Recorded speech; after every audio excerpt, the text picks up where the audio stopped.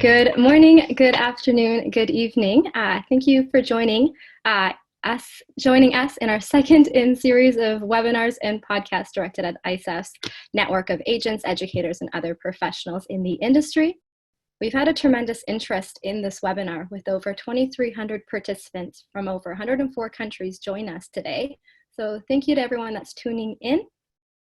My name is Garcha. I'm the Director of Business Development for Canada at ICEF, and I have the pleasure of hosting today's webinar geared towards education agents interested in Canada and how the country is handling COVID-19.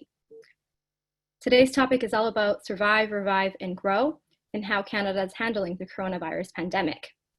In the space of just a couple months, our industry has faced immense challenges, considerable threats brought about by this pandemic. This all comes on the heels of a remarkable performance by Canada as the world's fastest growing study destination over the last several years. Now, as we all do our part to flatten the curve, education providers and agents everywhere are tackling immense challenges. What do they need to know now? How can they adapt to this new reality? While the response to the crisis continues to evolve across all levels of government, this webinar offers an in-depth look at how the immediate impacts of the coronavirus in Canada and how institutions, associations, and government are handling and providing support to their education partners during this time. We would like this webinar to be a forum for discussion. For those of you who have tuned in, we've allocated 75 minutes to this webinar and trust that's ample time for us to have a discussion. The format of the webinar will begin with the first half providing a sector market update provided by our panelists, followed by a Q&A discussion. A bit of housekeeping before we get started. We will be recording this session. A link will be mailed to you shortly after the webinar ends. Now, we do encourage questions. Please do type those into the Zoom Q&A window on the bottom of your screen. My team will be reviewing those questions and again will be forwarding those to me so that I can share it with our panelists today. Please note that the panelists are not in a position to answer any case or country specific questions or any questions about a specific school or institute. We will do our best to get through as many questions as time allows. You may begin sending questions, and I see that there's already 99 plus questions in while I introduce today's panelists. From Immigration, Refugees, and Citizenship Canada, we have Matthew Dan, Assistant Director, Policy and Immigration. Welcome, Matthew. From IRCC, we also have Melanie Bergeron, Senior Program Advisor, Immigration Program Guidance. Welcome, Melanie. From our associations, we have Bonnie McKie, Executive Director of Canadian Associations of Public Schools Canada. Welcome, Bonnie. We have Andrew Champagne, Manager Mobility Programs of Colleges Institutes Canada. Welcome, Andrew. And we have Diego Sanchez, Manager International Marketing at Languages Canada. Welcome, Diego. Thank you to all of our panelists for being here today. Before I pass over the virtual mic to our panelists for their respective updates, we thought it would be interesting, given the large interest and sheer audience, for a simple poll question geared towards our education agents. So bear with me while I start this. So the question is, and again, it's geared towards our education agents only, looking at how the world responded to COVID-19, and specifically how Canada and its competitors have reacted. Do you see Canada today as a more attractive or less attractive option compared with other traditional study destinations? Now, I will allow about 35 minutes while each of our panelists does a respective update, and we can see the results of the poll shortly after. So why don't we get started with our first panelist providing an update. Bonnie, over to you to provide a K-12 update. Great, thank you so much, Robin. For those who may not be aware, our membership is comprised of 130 public school boards, districts, school divisions across all 10 provinces in Canada, collectively enrolling 45,000 international students from 149 different countries last school year. Looking back over the last few months with respect to COVID, in-class learning was suspended mid-March. Since then, all international students as well as Canadian students have been engaged online, virtually. At that time, it was spring break in various parts of Canada.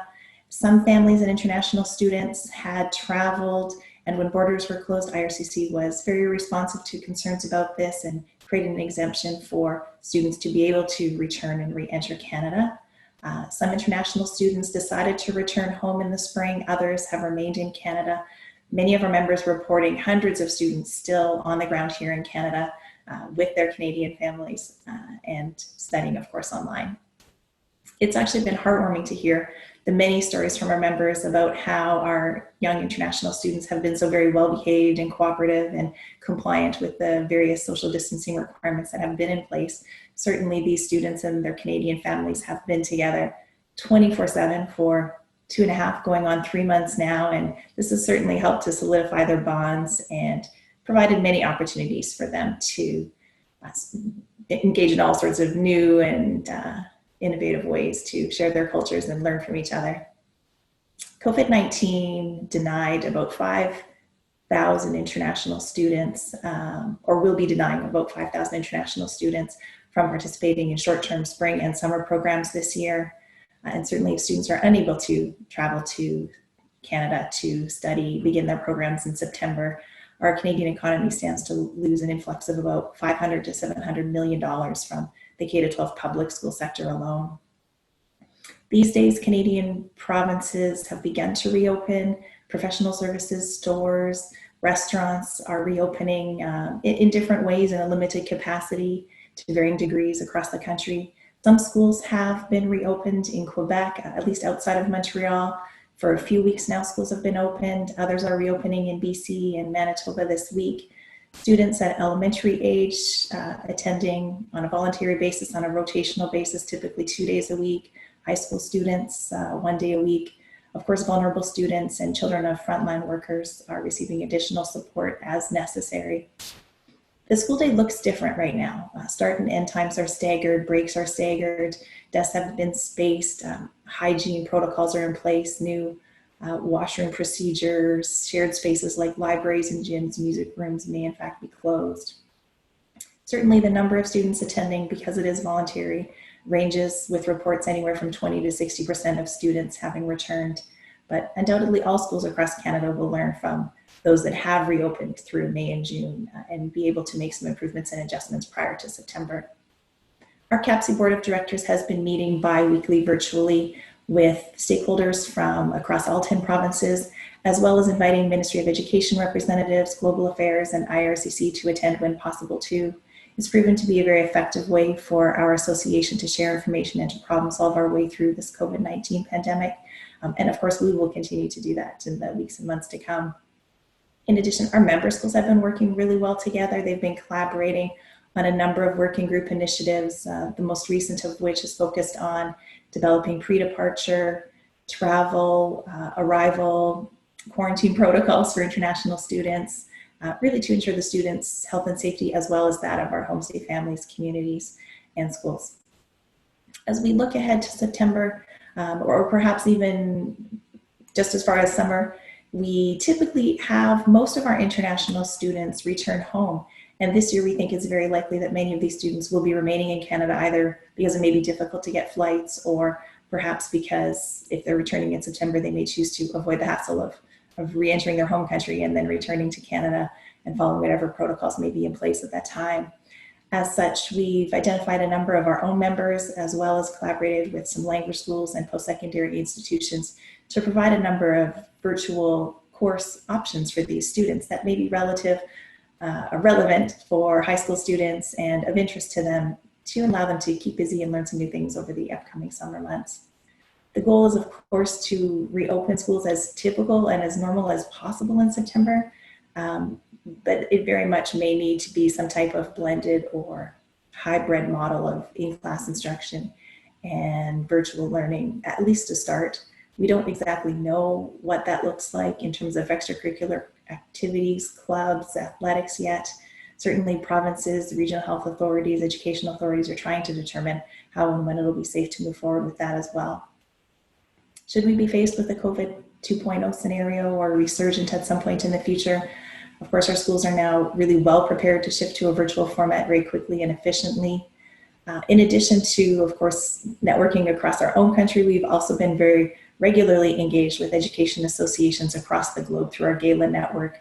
We've also met with a number of agent associations, both individually and also as part of the larger FELCA organization. Again, thinking towards September and the 2020-2021 school year, our members are still accepting applications, some still with space for September, others looking towards second semester.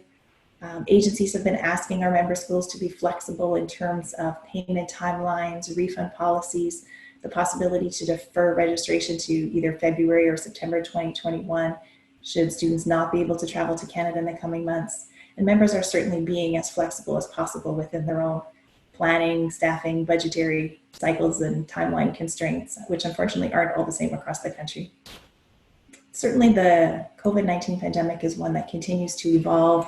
It's changing daily, it's changing weekly. So certainly now more than ever, I think communication and transparency is key. This communication between schools, agents, parents, students, of course, it's of critical importance. We need to find a real balance, I think, between our optimism and usual excitement for September and the need to keep expectations realistic, knowing that things are sure to be different in fall 2020 this year. The what and how, of course, is still being worked through, but as an organization that represents members from coast to coast, we're committed to ensuring further communication and information is made available just as soon as it's defined in the weeks and months to come. Thanks, Robin. Thank you, Bonnie. I'll now pass it over to Diego to give us an update on the language sector. Diego? Thanks, Robin. So first of all, thank you very much to Robin, Sarah, and the ICEF team for the opportunity, for the invitation. It's a pleasure for Languages Canada to be here, and also in the company of IRCC and our friends from CICAN and CAPC. It's a pleasure to be here. We see that the audience is very diverse. We see a lot of agents from all over the world, but also a lot of our members, Canadian institutions. Thank you for attending. So I'll make sure I don't go over my 5 minutes. I know everybody is very busy this day. So very quickly talking about what Languages Canada is for those that don't know. So we are actually the only national accreditation body. We accredit public and private institutions teaching English and French as a second language. Languages Canada has over 210 programs across the country. And in 2019, we welcomed more than 150,000 students, the vast majority being international students, into our programs. And about a third, so approximately 50,000 students here in Canada on pathway programs to post-secondary education in Canada, meaning their intention is to go either to a college or a university program in the country. So it's a very important number. So answering some of the questions that came to us from the agents prior to the webinar about reopening schools. So we're very happy to report that a number of our members are actually already open. So for instance, you have provinces like Prince Edward Island, New Brunswick, Manitoba, Saskatchewan. We have members that are reopening there slowly. For instance, in Quebec City, we also have members that are reopening at the end of this month. In British Columbia, we have members reporting they're opening next week, for instance. So slowly we have a lot of our private members reopening. In order to reopen, it's very important that they follow the guidelines from the provincial bodies. So Languages Canada has actually, in consultation with partners and with provinces, developed guidelines, general guidelines for the reopening. Again, safety first for students, for staff, and for Canadians. And so those guidelines have been already shared with all of our members. And for those of you who are agents and are working with Languages Canada members, feel free to reach out to your partners and ask for those guidelines. They're very important. The guidelines are very comprehensive. They actually include even, for instance, checklists for students that are going to be coming here to Canada as soon as they can. So they have a plan, a quarantine plan for students. We even went further and we have agreed on different partnerships with hotels in the 4 cities that can welcome international flights. So Montreal, Toronto, Calgary, and Vancouver. Special rates, special conditions from quality hotels that are already welcoming international, for instance, government representatives from the Canadian government coming abroad and respecting their quarantine plan. So we are following the same guidelines. As a matter of fact, we have shared a letter to the Minister of IRCC, Minister Mendocino, with all the guidelines showing how Languages Canada members will be respecting provincial regulation in order to reopen, and also with obviously our request for international students to start coming back to Canada as soon as possible. We have been having a lot of meetings with IRCC, Immigration Canada, and Global Affairs Canada. Very happy to report that that's an amazing communication we have with them. And obviously, as you know, international students with a valid study permit issued until March 18th are considered essential travelers to Canada, and we're hoping that soon other students having their study permits issued after that will be considered as well. So we've been talking with the government and we're very happy with the results. Another important piece of our work is the marketing effort. So as you see here behind, we have the educanada.ca and the languagescanada.ca, our website. But EduCanada virtual fairs are taking place, targeting different markets around the world. We're participating, our members are participating, and we can tell there is a lot of interest towards Canada, and we're happy that students still want to come here, and they will be very welcome when time comes for them to come. So just wanted to remind agencies, tell your students, tell their parents, international students are very welcome in Canada. You can see that in official announcements by the Canadian government. For instance, Minister Mendocino, Minister of IRCC, has clearly stated that international students are welcome here. We want them to come as soon as possible. So feel free to pass that message across. I have to add, being a Languages Canada staff member, it is crucial that you talk with your students about their language education. If they want to pursue post-secondary studies in Canada, they have to be able to speak English and or French. If they want to succeed, it's very important. And even before the borders are open, they can take online courses with most of our members. They don't have to wait. They can start already. So when time comes for them to start their programs in post-secondary institutions, they'll be sharp with their language skills. So we've been hearing from a lot of our members, the appetite for learning through the online platforms is still there. People are committed to their plan, and they should be able to continue doing so. Last thing, letters of acceptance, LOAs, are still being issued. This is part, obviously, of the study permit application that every student coming here for more than 6 months has to apply for. So continue to talk with your students, talk with your partners, your Languages Canada partners. LOAs are being issued. Use those LOAs. Start your online applications for your study permits immediately. You don't have to wait. You can start already. When time comes for visas to be issued, they will be issued. And luckily, we've been seeing that a lot of the VACs, the visa application centers, are reopening. So in South Korea, Vietnam, China, Hong Kong, we see that Taiwan, those VACs are open. We heard today from the Ambassador of Canada in Rome Their visa application center in Italy is reopening next week. Greece, in the Middle East, there's a lot of VACs being open now. So again, part of the application will be the biometrics. So people can start applying, then they can give their biometrics as soon as that becomes possible. And hopefully they'll be able to come back to Canada as soon as they can.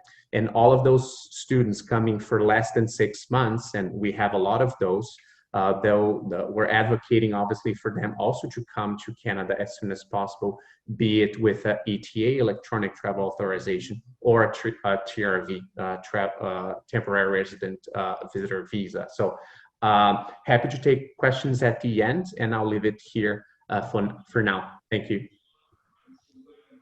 Thank you, Diego. Andrew, can we get your update, please, on the colleges and institutes side of things? Sure, thanks, Robin.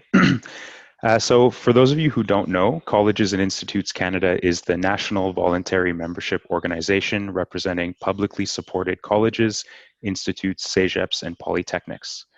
Our membership is currently comprised of 136 institutions located in urban, rural, and remote areas all across Canada. They offer programs in English, French, and sometimes in both.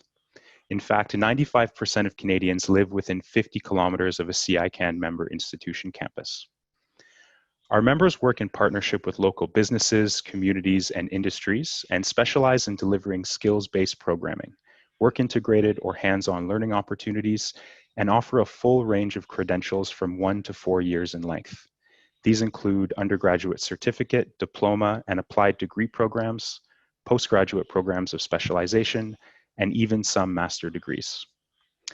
Available programs will depend on the institution and the particular needs of its community, both in a local and global sense, but generally align with the key sectors that drive the Canadian economy. And so, in brief, colleges and institutes are essential education and community hubs whose graduates, both international and domestic students, have been instrumental in helping Canada manage its outbreak of COVID-19. When in mid-March, work-from-home directives were issued, colleges and institutes quickly suspended face-to-face instruction and shifted course delivery online in order to complete the current semester. This was largely accomplished within the course of a week. At the same time, institutions and students did what they could to help. Health programs donated personal protective equipment in large quantities, applied research labs retooled their 3D printers to produce more, and students across a range of essential industries rushed to be of service. In fact, there are countless examples of how our members have stepped up to support their communities, from culinary students and instructors preparing thousands of meals weekly for those in need, to continuing education departments making available free virtual training programs to support local businesses and their need for reskilling. Beyond all else, supporting students through this transition was and continues to be a primary concern. While national associations like our own advocated and continue to advocate for additional flexibility to ensure that, to the extent possible, international students are not impacted negatively for reasons beyond their control, the vast majority of our members provided financial support to students through institutional funding or foundations, in addition to what they could access through the Canada Emergency Response Benefit. They made available mental health counseling and health services remotely and made exceptions for international students to stay in residence. Some even contributed financially to repatriation efforts. While learning objectives for most programs, including work-integrated learning components, could be met through traditional or innovative online delivery, including simulations and online collaborations, some required face-to-face delivery. In such cases, institutions often delayed the delivery of these components, some of which are now or will soon be completed in accordance with provincial and municipal health guidelines. Knowing that work experience during studies leads to better labor market outcomes, ensuring that students have access to internships, work placements, and other hands-on learning opportunities are a major priority for colleges and institutes all over Canada.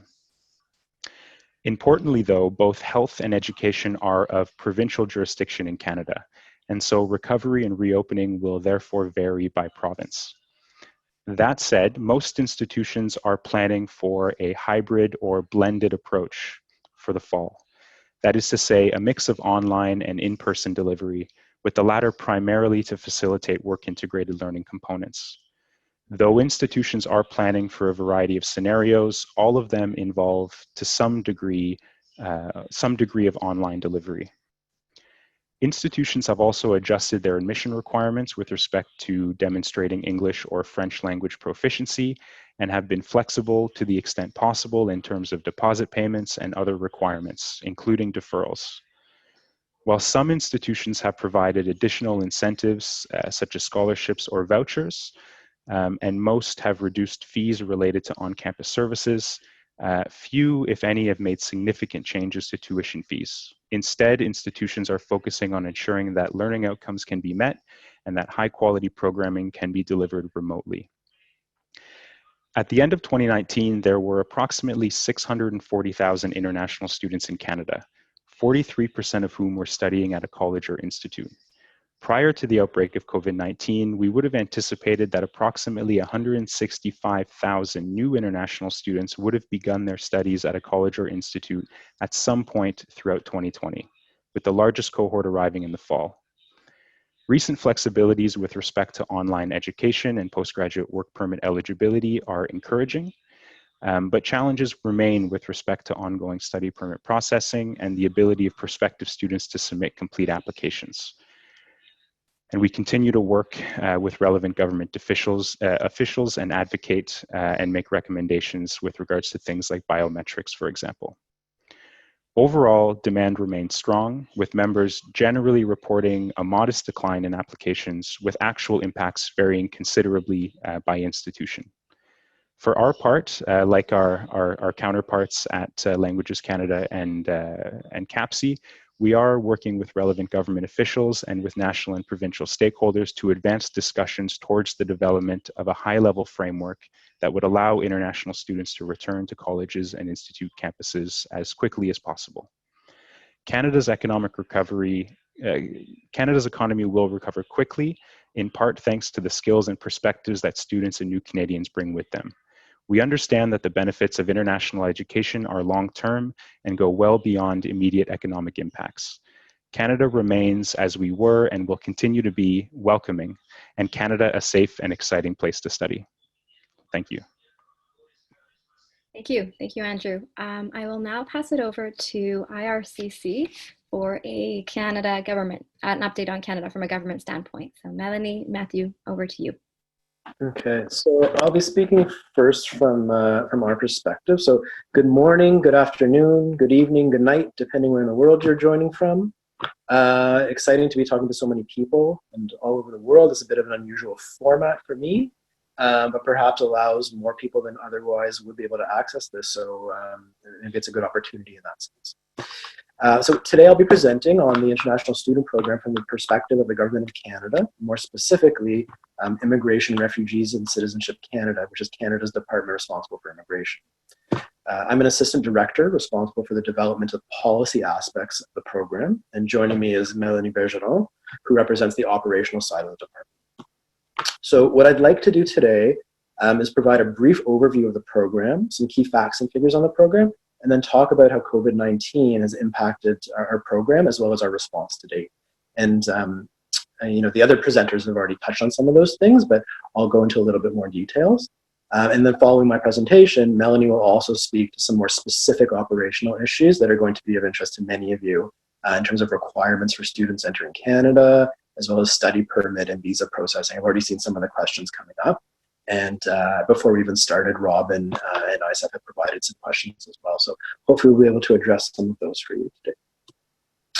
So as far as the program goes, we tend to see it at IRCC as a bit of there's three phases to it. The first is the study phase, and this applies to both kindergarten, primary, secondary students, as well as post-secondary education students. First phase is the study phase. The program facilitates the issuance of study permits to foreign nationals destined to Canada for study purposes. We have no numerical quotas, but students have to meet all program requirements. So that includes health, financial, and security. Study permit holders must be enrolled at a designated learning institution and actively pursue their studies while in Canada. So that's the first phase of the program. Now, the second phase doesn't concern kindergarten, primary, and secondary. It's solely restricted to, I guess, post-secondary education. And this is the post-graduation work permit program. So this is something that we know is very attractive to international students. And one of the things that draws them to Canada is Canada's open approach to work. We see students as gaining meaningful experience while they're studying. Their in-Canada experience makes them very good candidates to join the labor market. And by giving them opportunities to work following graduation, they can also gain more meaningful Canadian work experience, which then can become a stepping stone to permanent residence, which is the third phase of the program, as it were, which is the stay phase, we call it sometimes. Students benefiting from their experience living and working in Canada and studying and acquiring skills at a Canadian institution are well positioned to settle permanently and have the opportunity to become permanent residents if they qualify. So just some key facts and figures of interest in 2019. In 2019, IRCC issued over 400,000 new study permits, and 829,000 or so international students were in Canada over the course of 2019 in total. As far as post-graduation work permits, 99,000 new work permits were issued to students in 2019. And there were a total of just over 237,000 postgraduate work permit holders in Canada. And as far as permanent residency goes, just over 58,000 former students became permanent residents in 2019. So when we're looking at the number of study permits issued, it's about a 64% increase between 2015 and 2019. So the program has really expanded significantly in the last 5 years or so. Over half of all students study in Canada's 3 biggest cities, so that's Toronto, Vancouver, and Montreal. There's been a 195% increase in post-graduation work permits since 2015, and there's been a 100% increase in permanent residents since 2015 as well. So, over time, students have become an increasingly important part of Canada's immigration story. As far as top source countries go, India, China account for over 50% of all international students, followed by Korea, South Korea in a distant third place, France, Vietnam, Brazil, Iran, Japan, the US, Nigeria, and Mexico. So just on the topic of source countries, because this was actually a question that came through prior to the presentation. One of the agents, I think, had asked ICEF about hate crimes in Canada, Canada's openness to foreigners. So I just wanted to take the opportunity to address that quickly right now, since we're talking about source countries. Canada is known as a country of immigrants, and generally speaking, very welcoming and open country. And while there have been some recent incidents of potential hate crimes related to visible minorities, our hope is that these are isolated incidents. Addressing racism and discrimination is a long-standing commitment of Canadians who see our country's diversity as a source of strength. And the government, the federal government, is working actively and has for many years to address racism as it relates to employment, income supports, social participation, and justice. This includes a recent $45 million investment announced in 2019 for a new anti-racism strategy, which complements other programs. With respect to the international student program, as I just mentioned, international students are increasingly becoming a more important part of Canada's larger immigration story as more and more of them become permanent residents and occupy more of the available permanent resident spaces. So the government is working to see that those students succeed individually as they integrate into Canadian society and the labor market, and that they have the opportunities to contribute to the success of Canada as a whole. So incidents of racism or discrimination on or off campuses is something that the government takes very seriously, because we know the contribution that international students make to Canada while they study and throughout the continuum of the study experience if they choose to work in Canada and eventually become permanent residents and possibly even citizens. So that's something that we take very seriously. So that is a quick snapshot of the program. I also want to talk a little bit about the impact of COVID-19, which we're continuing to assess. It's an evolving situation, but we've advanced a significant amount of work to date, and we're continuing to work towards solutions as the situation evolves. As I'm sure many of you are aware, there are key challenges that are facing the program and the department specifically. This includes the closure of many of our overseas visa offices and missions, which creates challenges in issuing visas and study permits. There's also been the closure of many services overseas that students rely on to complete their applications, such as visa application centers, where they do things like submit biometrics, the availability of panel physicians to complete medical exams, which are even more important now than ever, given that there's a global pandemic, as well as the ability to obtain police certificates. Because local police in many markets have no longer provide that service or temporarily aren't providing. Learning institutions have, of course, also faced challenges. That includes the necessity to move to online course delivery, given health and travel restrictions in Canada. And students in Canada have also faced challenges with respect to their immigration status and ability to find work to support themselves, depending on the situation that they might find themselves in during this pandemic. So what I'd like to do now is take you through some of the program changes we've made to support the program and its continued success. So first, Canada began to really see the impact of COVID-19 in early to mid-March, which is when travel restrictions were put into effect. Following the introduction of those travel restrictions by the Government of Canada, a specific exemption was announced for international students, specifically for those who held a valid study permit or were approved for a study permit when the restrictions took effect on March 18th, 2020. So this applies to those studying in post-secondary, primary and secondary institutions and minors, and all individuals, or all of those individuals who are able to return to Canada. When they enter from abroad, they must isolate for 14 days upon their arrival. This decision recognized that international students who were already studying were impacted by a situation beyond their control, and that they'd established themselves, at least temporarily, in Canada. The policy allowed those students who were overseas when the travel restrictions were announced to return to Canada, and we worked with many of our stakeholders, as Bonnie mentioned as well, to assist those individuals who were overseas in returning. This was often challenging, given local circumstances and individual circumstances, but a lot of work was done, and that was with some of our other government partners as well. So that was a first, that's one change I want to talk about, the first one. Second was, we announced for those students whose study permits are about to expire in Canada, that they can apply online to extend their period of authorized stay before it ends. And by doing that, they can continue to study and work while their new application is being processed. So that's something that we made available to students in Canada so that they could continue to be in status and work and remain here.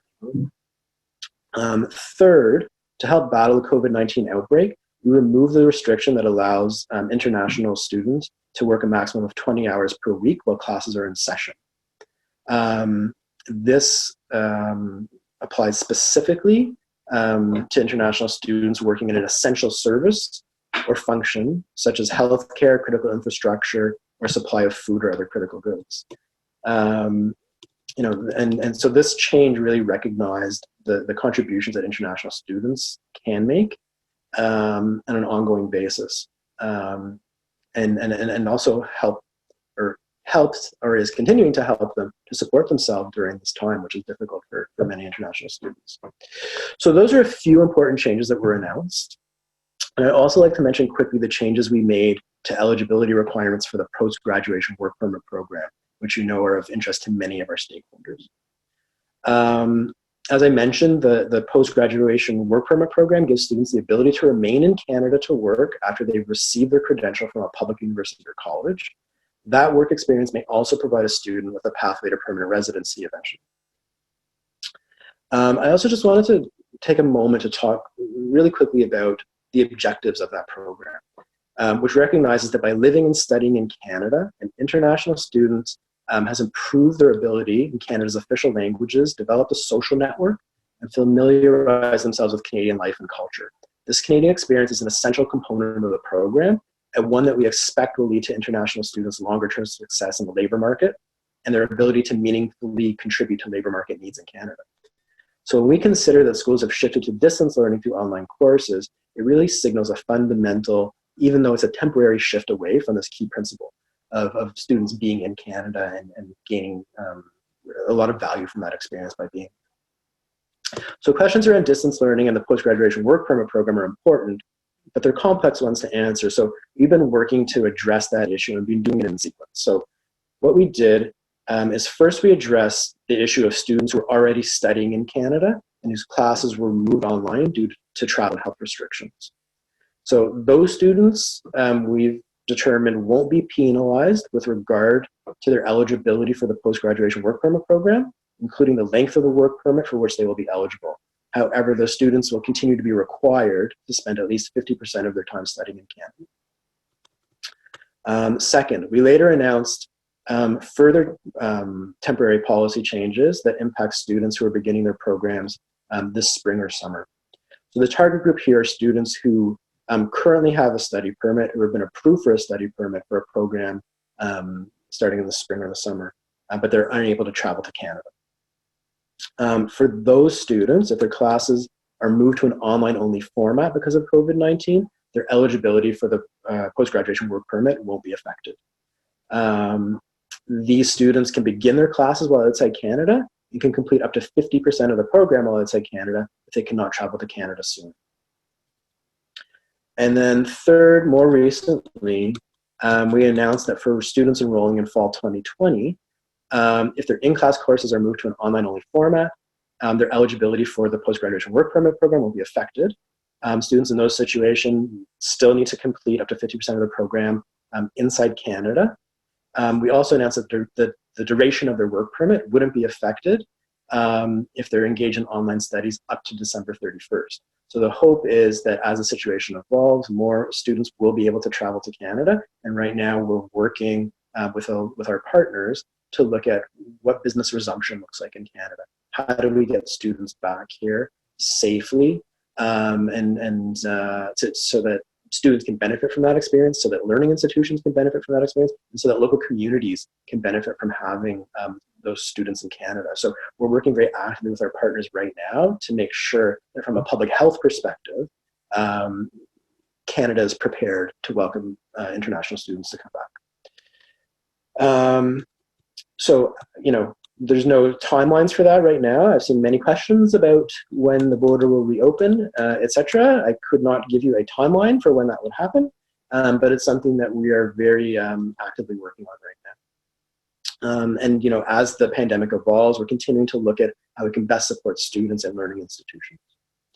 So I'll be happy to answer your questions as they come up. And with that, I'll turn the floor over to Melanie, who will get into some more specific operational issues about study processing and requirements for students when they enter Canada. Thanks. Thanks, Matt. Good day, everyone. So today I'll provide you with an update on travel restrictions and exemptions, on how the COVID-19 pandemic is affecting IRCC processing in Canada and overseas. And I'll also say a few words on extension of temporary status for students already in Canada. So let's start with travel restrictions and exemptions. So as Matt said, I think it's important to clarify that the travel restrictions are not an IRCC policy. So these restrictions have been implemented under the authority of the Minister of Health under the Quarantine Act and the Minister of Transport under the Aeronautic Act.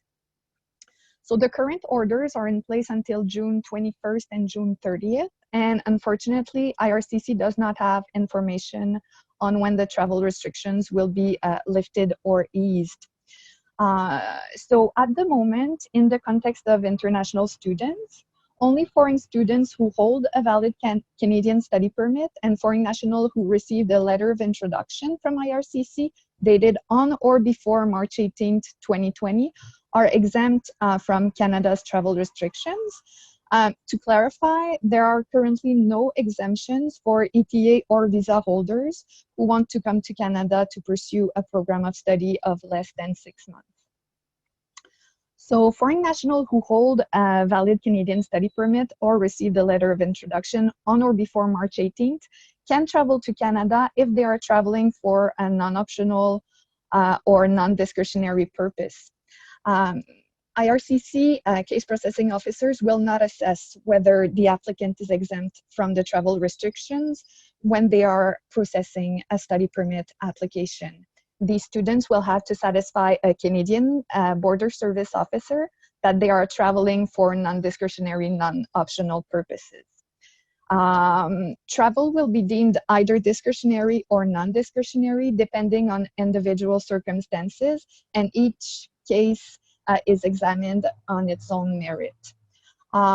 So border services officers will assess the circumstances surrounding the student's travel and consider, for example, whether the student is established, is residing and studying in Canada. So if they are established in Canada, their return is non-discretionary. They'll also look at if the student is expected to begin studying upon arrival after completing their quarantine. So if the semester has been canceled or has been postponed, it is likely that the purpose of travel will be considered discretionary at the time. They'll also look at if their presence in Canada is necessary for their continued participation in the program. We know that most of the classes have shifted to online, but do the student have to attend laboratories, workshops, etc.? And also the Canadian Border Service Officer will look at if pursuing online studies is not an option for their school program, or if it's not possible from their home country, for example, due to internet restrictions or bandwidth limitations. So this additional information will soon be published on IRCC's website and on our processing delivery instructions. So border service officers will make the final determination on the foreign nationals' eligibility to enter Canada at the port of entry. Like all travelers, like many of us already said, international who enter Canada will undergo the necessary health check and must quarantine for 14 days upon arrival to Canada. Foreign national who had a study permit application approved after March 18th, 2020 will be sent an email advising them that they are not exempt from the travel restriction at this time, and they should not make any plan to travel to Canada until the travel restrictions are lifted, as they will not be allowed to enter Canada. Now I'll say a few words on how COVID-19 is affecting processing at IRCC. So IRCC continued to process study permit applications at a limited capacity and recognize that service closures, such as visa application center closure, have an impact on the finalization of processing applications. IRCC will not reject nor refuse applications for non-compliance to submit missing documents. The application will remain open until the applicant is able to submit all missing documents. I'll give a quick update on biometrics. So the requirement for biometric collection has been extended beyond the original extension, and applicants now have until biometric collection service points reopen to provide their biometrics. This applies to every applicant, notwithstanding if their biometric instruction letters said that they had 30 or 90 days to apply. Applicants don't have to contact IRCC for this extension. They don't need a new biometric instruction letter to make another appointment when the site reopens. Applicants, in fact, should bring their original biometric instruction letter to their new appointment to show a proof of payment. And again, no application will be refused or closed for an inability to provide biometrics. A quick update on medicals. As of May 11th, the upfront medical exam ban has been lifted. So now panel physicians can resume the processing of upfront medicals. However, due to the ongoing situation of COVID-19, some panel physicians' offices may still be closed. So IRCC advises applicants to contact the panel physician's office to ensure that they are open and are still performing exams. A few words on the Students Direct Stream, or SDS. Applicants who don't have the required documents for SDS upon submitting their application should apply through the regular study permit channels, or apply through SDS once services resume and they are able to submit the required documents. And lastly, a few words on the fall 2020 intake. So IRCC understands that international students are seeking assurances that they will be able to complete their study in Canada if they are to start a program of study online. IRCC is monitoring the situation closely and is actively developing contingency plan should the volume for the fall cohort exceed available processing capacities. And lastly, I'll say a few words on extending status in Canada. So for students already in Canada, a valid study permit is required to study if the program length is of more than 6 months. Students already in Canada must apply to extend their study permit in order to continue their studies in Canada, even if their program has been shifted to an online format. Students no longer studying and who are not applying for a PGWP or other work permit should apply for a visitor record to maintain a valid temporary status in Canada. Due to school closure, some international students may be unable to obtain the required document to apply for a study permit extension or a postgraduate work permit. So as a temporary facilitation measure, students applying to extend their status will be allowed to submit an application without a letter of acceptance or a letter of completion or a final transcript. Instead of the document required, the applicant should submit a letter of explanation indicating that they are unable to submit the requested documents due to their school closure. Once these documents become available, applicants should submit them using IRCC's web form. And if no documents are submitted by the time IRCC is ready to process the application, the document will be requested by the processing officer. And this measure is also valid for students required to restore their status in Canada. So to conclude my part of the presentation, I want to assure you that both on the policy and on the operation sides, IRCC is working really hard with our international and external stakeholders to make sure that the Canadian Education Centre will get through these uncertain times. We may not have answers to all of your questions today, as there are still a lot of moving pieces, but the lines of communications are open and we will keep our stakeholders in the loop on any development. Thank you for your attention. Thank you, IRCC. Thank you, all panelists, for your update. We've received quite a lot of questions, and so with time, with the essence of time, we may extend our questions and answer period by another 10 minutes. So I hope that's okay with everyone tuning in and our panelists. The first question that has been submitted is, when are the Canadian consulates and embassies going to reopen so study permit applications can be submitted or completed? Are there windows timeframes for select countries that we should keep in mind for 2020 and 2021 intakes? Matthew or Melanie? Do you want to go ahead, Matt, or basically, yeah, go ahead. Okay. Or so, you know, there's a lot of sub questions in that question, I would say. So one issue is that, you know, around the world, it's hard to say when certain offices will reopen. That includes both our missions as well as the VACs. Now, that doesn't mean that online application services aren't available, which is the way I think we would actually prefer that most students apply, is online. But it really depends on local health conditions in terms of when many of those offices will reopen and when they'll be at full strength again. So we are continuing to process.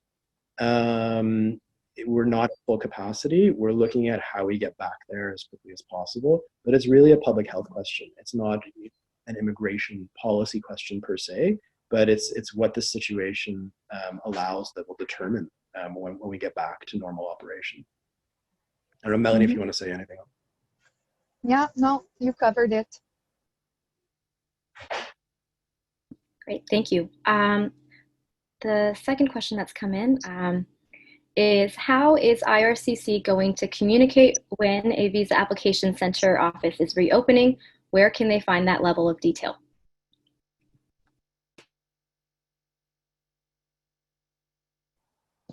Sorry, so basically there is a page on our website where we list all of the visa application centers, and you can find that information there. So for example, in China, each office is listed as well as what services are currently available. Okay. Another question directed at IRCC. Are there additional resources in place to clear backlog of study permit applications? So we are currently looking at various options. We're now developing many contingency plan, and unfortunately I don't have more information to provide at the moment, but we are definitely taking especially the fall intake issue very seriously, and we're working hard to ensure that we have the capacity to process that inventory in time. The other thing I would add to that answer, so thank you for that, Melanie, is that we're working as closely as we can with our stakeholder partners to get a better sense of what the volumes will be. We've heard stories both ways, that enrollment is up. It seems as if enrollment is maybe steady as where it always has been. But in working with our partners, their projections, their sense of where applications will be is going to help us better align our resources to what it is that we need to do. So I don't know that there is a backlog of applications right now. I think it might be incorrect to say that there's a backlog. We do have challenges in processing. At the moment, there may not be a backlog, but we're doing what we can to make sure that what limited resources we have are strategically used to serve students as best we can. So hope that's helpful. Okay, thank you. This next question is for both Bonnie and IRCC. Will international high school students be able to get study permits, and will they be allowed to enter Canada in August or September, even if they haven't received their study permit before March 18th? I'll defer to IRCC on that one. Melanie, do you want to do it, or should I? I can. Go ahead. I can answer.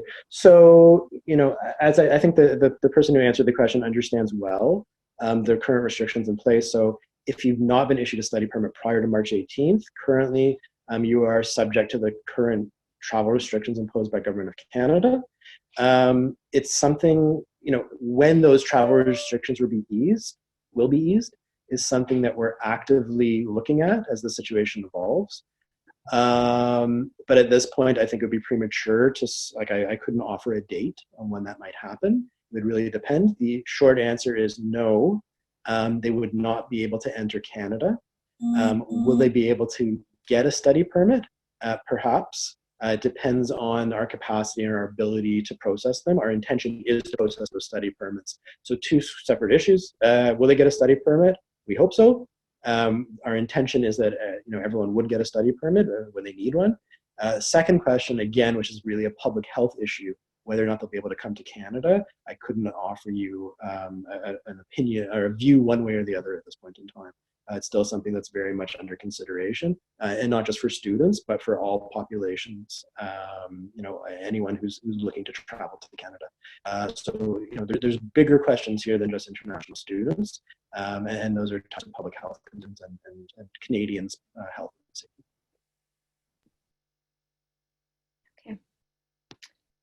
anything to add, I will move on to the next question here. It's directed at Andrew and IRCC.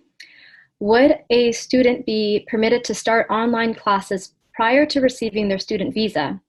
And if so, and the visa is refused, what happens?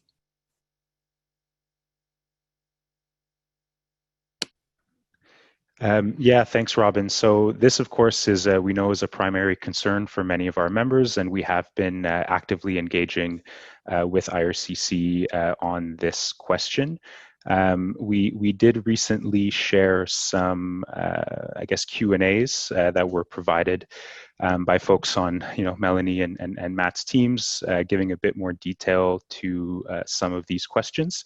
But I'll maybe turn it over to Melanie or Matt to maybe provide some of those details now.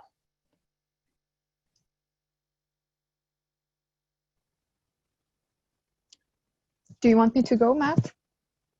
Sure. Yeah? Okay. So basically, in order for the time spent studying abroad to count towards the PGWP, the letter of introduction, so the fact that the person has been authorized to receive a study permit must have been received prior to the start of the program of study.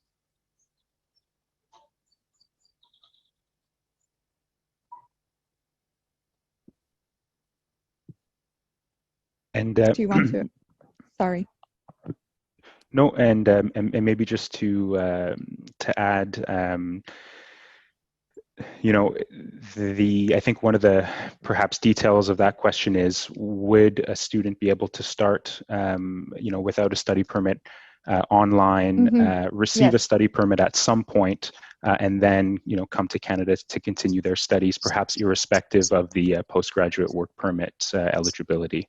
So perhaps a scenario where a student starts online at some point in the semester, gets their permit, and then comes for the second semester. Yes, exactly. Normally, a study permit is not necessary to study outside Canada, right? So we are under very special circumstances. So yes, a person could have been issued a study permit after they started their program of study and be able to come to Canada. But my answer was geared towards if the time they spent studying abroad was to count towards their PGWP length, and it's no, they need to receive their study permit prior to the start of their program in order for the time spent studying abroad to count towards the PGWP length. That's the orientation that we have at the moment. Okay, thank you. The next question here states that it's assumed that students will have to be in quarantine for 14 days after arrivals. How can this be done? What supports are in place? And it's directed at any of the panelists to respond. I can speak to that. So on the official website from the Canadian government, it is very, very clear that international travelers coming to Canada must have a clear quarantine plan. What we have done as Languages Canada, we have developed guidelines, checklists, everything that a student needs to do in order to comply with this obligation. And so if we have here agencies that are working with Languages Canada members, and I'm sure there are plenty of them, do reach out to your partners, Languages Canada members, ask for those guidelines that we have developed. They're very, very comprehensive. They actually go beyond, above and beyond what we think are reasonable quarantine plans. But in essence, we are talking about, for instance, students arriving in Canada, quarantining themselves in hotels who are already doing this. And they all abide by regulations from the provinces and Health Canada. So, and they're already doing this daily. We still have international travelers coming into Canada every day. There's still flights, not many, but we still have people coming in and they are quarantining themselves. So we understand that for a student, even for an agent, it's difficult to come up with a plan. You don't have to do that. We have done that for you. So this is very important for you to show and share with students and parents so they understand what it is that we are recommending. Obviously, as was mentioned before, the decision to let someone in relies on CBSA, the Canadian Border Service Agency, but if they're coming for essential travel, if they are following the Canadian government guidelines and they're working with the quarantine plan that we are suggesting, we're very confident that they'll be allowed in. So we don't have to develop your own. We have done that. Please reach out to your partners and they'll be more than happy to share that. Similarly, CAPC member schools have been working hard to put together some protocols for our minor students intending to come to Canada. We have a fairly large cohort that has been working together on this under a variety of different scenarios. We're just finalizing that this week and intend to get that out to our members tomorrow. So I expect that they will in turn refine that as necessary to their specific program and province and distribute that to their students and agents in short order.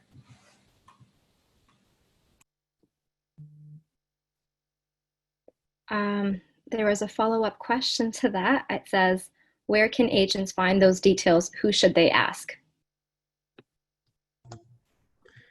In our case, they can ask Languages Canada partners. If they work with the Languages Canada program, they have that. So feel free to reach out. On the website of the Canadian government, what is stated right now, it's a quarantine plan, but it's up to each traveler to come up with their own. And understanding that it might be challenging for international students, we have developed our own that we're happy to share. So please reach out to Languages Canada members, and I am sure they'll share that document with you. Because there might be some distinctions made provincially or even regionally by health authorities, I think it is best for agents to reach out to the respective partner schools or institutions that they're working with. Okay. Bonnie, I actually have another question tailored towards K-12. Can a parent travel with her minor daughter, 15-year-old, and get a visa to accompany her? Does this visa enable the mother to find work? Is this any different in Quebec compared to other provinces? I guess it's an IRCC and Bonnie question. We have asked that question of IRCC and they gave us some specific links. I think there's a process for that, but probably best that I let Matt or Melanie address this one as well. Yes, so parents are allowed to come into Canada to accompany their children, but they also need to apply for a visitor's visa, and they need to meet all the eligibility and admissibility requirement to come into Canada. And it's a visitor visa, so it doesn't allow the person to work or study. If they want to come to Canada to work or study, they must apply for either a study permit or a work permit and also meet the eligibility and admissibility requirements. I did receive another leading question from that. Says, is it true that IRCC will temporarily block partner visa approvals in order to reduce the number of people coming to Canada this year?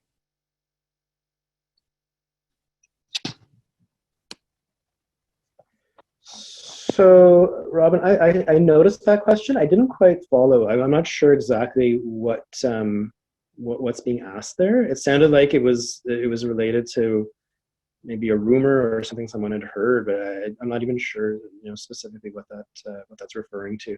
I'd say that we don't have any plans to block anyone. I think that any disruption to our ability to process study permits or visas is related to our capacity overseas. I don't think there is no intention to purposely block anyone from being able to get a visa or to impact in any way. So I'm not sure really what that question is asking, but rest assured, we are not trying to be obstructionists. We're trying to be as facilitative as possible, because we see the value of international students. And that was the point I was trying to make through my presentation, is we see international students as being a really important part of Canada, and increasingly part of, you know, the fabric of Canada as a society of immigrants. And you know, there's a continuum, and it's increasing of students going from the study period up through permanent residency.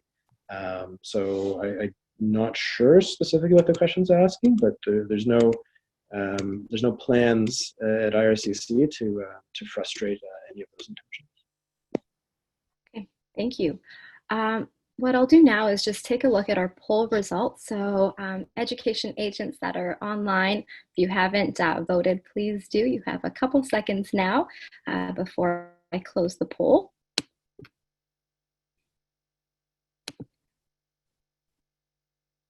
Okay. Can everyone see my shared poll results? So the question again was looking at how the world responded to COVID-19, and specifically how Canada and its competitors have reacted. Do you see Canada today as a more attractive or less attractive option compared with other traditional study destinations? 88% said Canada is more attractive. Panelists, do you have any comments from the results here?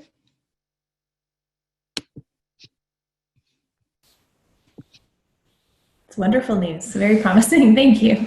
We're certainly working hard to support the students that are still learning in our schools, and to do everything we can to ensure that the various government authorities and of course our Haute families and school community as well feel comfortable and confident in welcoming international students to Canada in the near future.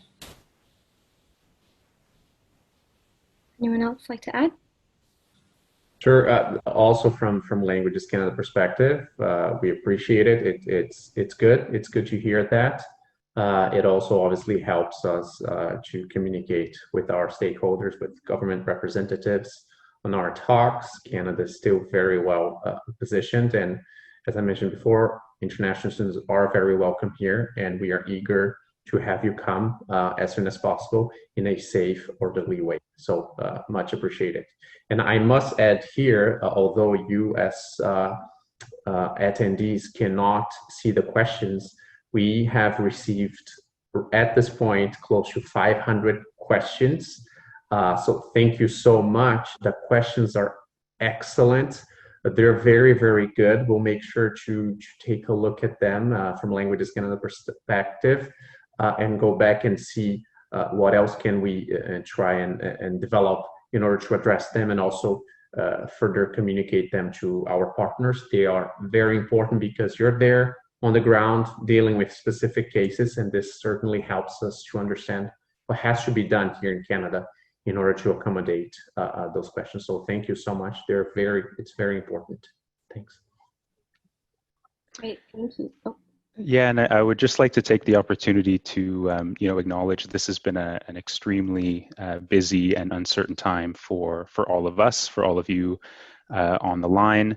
But I think, reflecting what Matt and Melanie and Diego and Bonnie have alluded to, I think, there's been very strong collaboration, across the sector. And generally, we've been very pleased with the very open lines of communication with IRCC, some of the flexibilities, that we've seen so far, and feel confident that, additional flexibility will be there if it's needed. So I think, it speaks overall to the values that we have as Canadians, to the ways that colleges and institutes have really stepped up to serve their communities. And take care of their students. So thank you all for the very hard work that you're all doing, and continuing to promote Canada as a good place to study.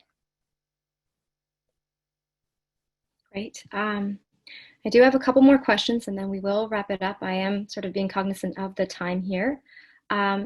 This first question, I know Diego, you mentioned it a bit, but we'll dive into it. But how is Canada ensuring safe reopenings?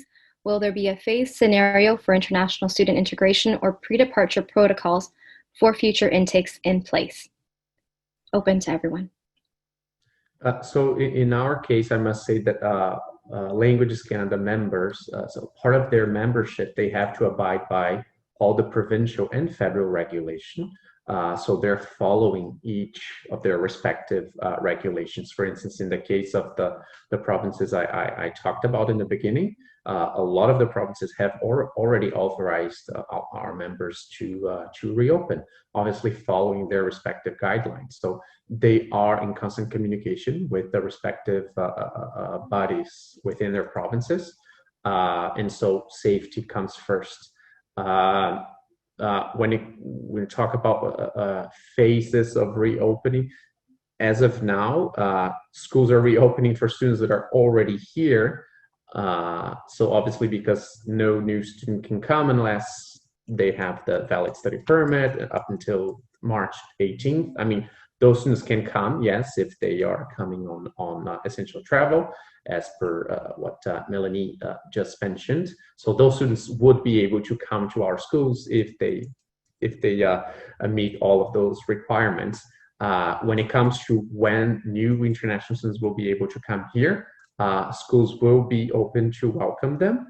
However, that obviously depends on when the travel ban will be lifted, and we're cautiously optimistic that will be somehow, we will have news on that coming up soon, because right now the travel ban is in place until the end of this month, so June 30th. So I am sure there will be some announcement from the Canadian government talking about that. So that's what I can speak to it. When it comes to pre-departure, perhaps Bonnie, I can put you on the spot here, because you have developed a beautiful document as well on pre-departure that's being shared with international students. I don't know if you want to speak to that. Yeah, as I mentioned, we're just in the final stages of that this week, and anticipate getting that to our members tomorrow for them to customize to their own specific needs, whether that be provincial or regional health authorities, etc. Certainly all of our member schools are complying with directives from their respective provincial ministries of health and education to ensure that students can re-enter and begin to learn in school communities. And of course, as I did mention previously too, that is happening to varying degrees on a voluntary rotational basis in a few of our provinces already. So more to come on this, but we are working hard to ensure that it is safe and comfortable for everyone. Andrew, anything to add on the higher ed level? Yeah, just to echo what what Bonnie and Diego mentioned already. Many colleges and institutes have developed plans for welcoming students back to their campuses. We are continuing discussions at a higher level, with relevant government departments, IRCC, CBSA, et cetera, to try and put in place some high-level guidelines and expectations for both students and institutions. I will say that a lot of colleges and institutes do offer, significant pre-arrival information already before COVID-19, outlining, what it's like to live and study in Canada. Often, very more specifically related to their communities, but there's a wealth of information available that students can access before they arrive. So something to consider and ask of your specific institutional partners. Okay, thank you. I do have one final question here. It's directed to the group. What lessons have we learned from the situation that will help us shape our actions in the future? It's a great ending question. I can jump in on that one. I think, and echoing what Matt had said earlier, there's been very good collaboration with associations and government officials, including, from our own end, trying to, gather information about anticipated volumes and feed some of that back to IRCC so that they can, better plan for business resumption strategies. Overall, I think what we've learned primarily through all of this is the importance of information sharing and collaboration. And I think greater information sharing at all stages of the process, can lead to better outcomes generally. So I hope we carry this principle forward and find ways to make improvements as we continue on and start to welcome students back to Canada. If I may add, I must say that that's an excellent question. Thank you very much. I would say that this has shown us two very important aspects of the human being, which is adaptability and resilience.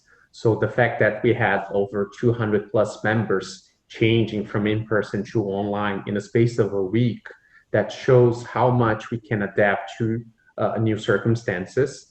That's very important. And the same goes to the Canadian government. A lot of the excellent policies that have been put forward, they took place sometimes in a space of a week or two. So that also shows that the country is actually very capable of adapting to new circumstances. And the resilience, obviously, we know that Canada is a very strong country with a very dynamic economy that needs new people, needs immigrants to come here. And we know that Canada will come out strong out of this. And we will be welcoming international students, will be still needing new immigrants to help in the workforce and keep the economy booming. So this certainly helps having international students. And it goes to show how Canada can adapt and be resilient. So for sure, these are lessons we had to learn. We were forced to learn them very quickly, but I would say we're doing a very good job. I agree, of course, with both Andrew and Diego. Certainly flexibility, open-mindedness, patience, communication, collaboration, they've all been keys to our success, not only within our own memberships and students, parents, agents, stakeholders, but also across our national associations. We're not new to collaborating, but it's been more important than ever. So I agree. So just to add to that, because I think I 100% agree with everything that the other panelists said, that Bonnie and Diego and Andrew have shared. The other thing I would add to it, though, is that I think everybody probably in this webinar knows the value of international students and how important this program is. And I think it's something that for years and years has just gone along working relatively really well. And because of that, maybe people didn't pay as much attention to it as they should have, because it was just working away in the background and it was working so well. And what this pandemic, I think, has created is increasing awareness of how important international students are to Canada, and how important international students could be to the recovery in Canada after COVID-19. So, there are a lot of discussions right now about what it means, what the international student program means, and how important it is to Canada. And hopefully that provides some assurances to people, because there's been a lot of questions about, when is the border reopening and study permit processing and whatnot. That international students are not being forgotten, that at the highest levels, I would say, there's a lot of awareness of the program, and looking at what can be done and how best to support international students and the international education sector. So, for me, and I think more broadly in the government, this has really shone the spotlight on what a good program this is and how important students are. So I hope that helps people sleep a little better. It helps me sleep a little better at night. This is an important program, and the work that we all do really helps to contribute to positive experiences for students and good outcomes for Canada and Canadians. Absolutely. Thank you. Thank you. Thank you, everyone. That's, it's great. Canada is, is being open and welcoming and supportive. And honestly, this is an example of it, having all of you as panelists here providing the update. So again, a big thank you. Before we wrap it up, is there any other final remarks, comments from the panelists? I hope we covered everything. Robin, I'd just like to thank ICEF for hosting this and providing us with an opportunity to share some updates about what is happening in our respective sectors, and also to answer some of these key questions. As Diego mentioned, there's a lot of questions, some really good questions, and we'll do our best to prepare the information in answer to those questions. Certainly, if agents have some additional time on their hands these days or in the coming summer months, perhaps they could consider, and I can give a plug for our Canada course, which CAPC Languages Canada and ICEF work in collaboration on. And it's a fantastic resource covering information about all sectors, including colleges, institutes, and universities as well. So please, if you haven't already taken a look at the course, it's a free course to take. You're welcome to sign up and benefit from the information. We look forward to continuing to update it for years to come. Thank you. Thank you. Thank you all. Diego, did you have something to say? Just wanted to echo Bonnie and thank you, Robin, and for having coordinated everything in ICEF. It's a pleasure to be here, and do count on us for future webinars. It's a pleasure. This has been great. Thanks for everyone, my colleagues here, panelists, and also everyone that has attended. Thank you so much. Thank you. Thank you. Thank you to everyone. Thank you to everyone listening in. Thank you to everyone that stayed online. I know that we did go 15 minutes over, but I appreciate everyone tuning in. The questions, a big thank you to our panelists. As I mentioned earlier, we will be sharing a recording of this webinar, so be sure to take a look at your emails in the next couple of days. One thing that I do want to mention, in case you're unaware, ICEF has recently launched the ICEF Exchange. It's a new industry podcast which regularly addresses issues impacting international education. So if you haven't had a chance to listen to the first couple episodes, I do encourage you to do so. For any other market updates or country briefings, including updates on Canada or any other sort of news or market intelligence, I do encourage you to visit ICEF Monitor or subscribe to our daily newsletter. Again, thank you all very much. I hope you all have a wonderful day, evening, and we'll see you again soon, hopefully at our next virtual event. Thank you so much. Bye for now.